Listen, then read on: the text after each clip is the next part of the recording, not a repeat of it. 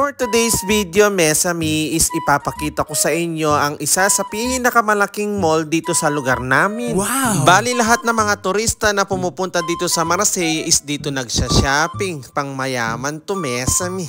Yaman din. At sa pagpunta nyo nga dito, Mesami, is paniguradong hanap-hanapin nyo kaagad itong view na to sa may likuran niya. Tignan nyo.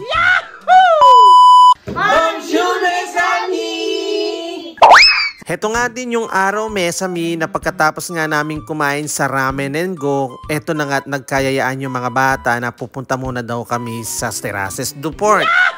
Mabilis lang din, Mesami, yung pagpunta doon. Bali, heto na nga at magsasaboy nga kami. Mga 5 minutes is nandun na nga kami. Kung sa Pilipinas naman, Mesami, kapag pumupunta tayo ng mall, is sinasabi natin lagi is magpapalamig lang. At dito naman sa amin is kapag pumupunta nga kami ng mall, ang sinasabi naman namin is magpapainit. Nyamatan.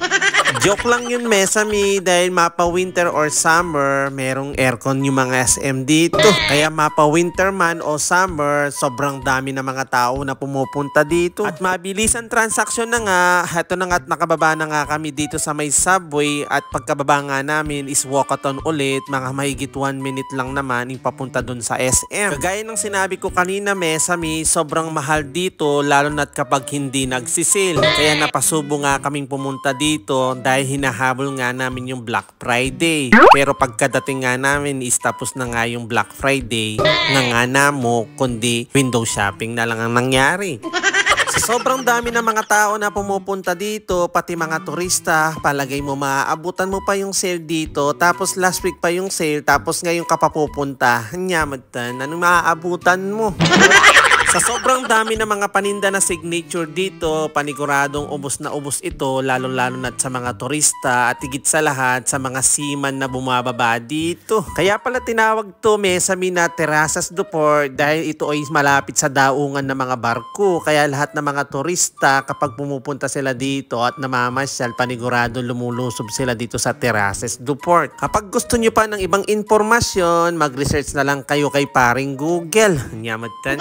Dahil nga pa December na nga, Mesami, at malapit-lapit na nga yung Christmas, paniguradong punong-puno na ng mga tao dito. At pagkaakyat nga namin, Mesami, is bumungad kaagad sa amin si Santa Claus at heto na nga at lumapit kami, medyo may kamahalan at sabi ko nga sa kanila is balik na lang tayo at saka magpa-picture na lang tayo kapag bagong gupit tayo. Nagyang rugong karusin karembok kami, nagyang pangakababok, balik na lang tayo next time.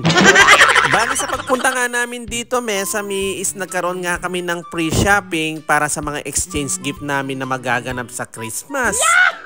At syempre, kapag pumupunta ka ng Terraces du Port, hindi mo maiiwasan na hindi pupunta dito sa may labasan at magpa-picture. Kaya sa mga mahilig tumambay at magpabalik-balik dito, ito yung mga binabalik-balikan nila, lalo na't itong view sa may likuran niya. Mapa summer o winter, napakagandang mag-stay dito at tumambay dito. Tignan nyo naman, sobrang nakaka-relax. Tapos matatanaw mo yung malawak na karagatan, tapos makikita mo nga yung mga maglalaki ang barko na dumadaong dito malapit dito sa may Terraces du Port.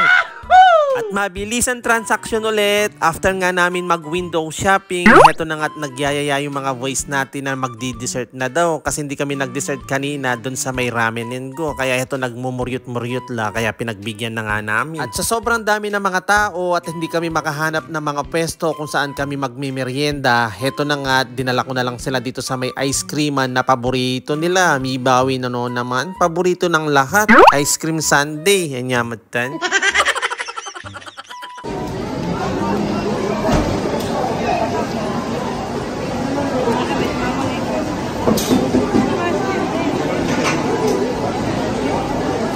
After nga namin magmerienda, Mesami, heto na nga, dali-dali na nga kaming umuwi bago nga kami datnan ng gabi. At tignan nyo naman yung pauwi namin. Sobrang dami ng tao. Pagsakay pa lang ng escalator, pumipila ka na. Nyamatan. Sa totoo lang, Mesami, bali pumunta nga kami dito nung November 30 lang. Tignan nyo naman, wala pang December, punong-puno na kaagad. Ang dami ng mga tao na pumupunta dito. At kung kailan tapos na yung sale, dun dumadami lalo yung tao. Hey, kakwalta, dane, gangali sale, susugod la. Sana all. Ang nakakainis lang dito, Mesami, never silang nagsisale bago magpasko. Para naman pabor sa mga Pinoy dito at makatipid kami. Nyamatan. Thank you for watching. A bientôt. Ciao.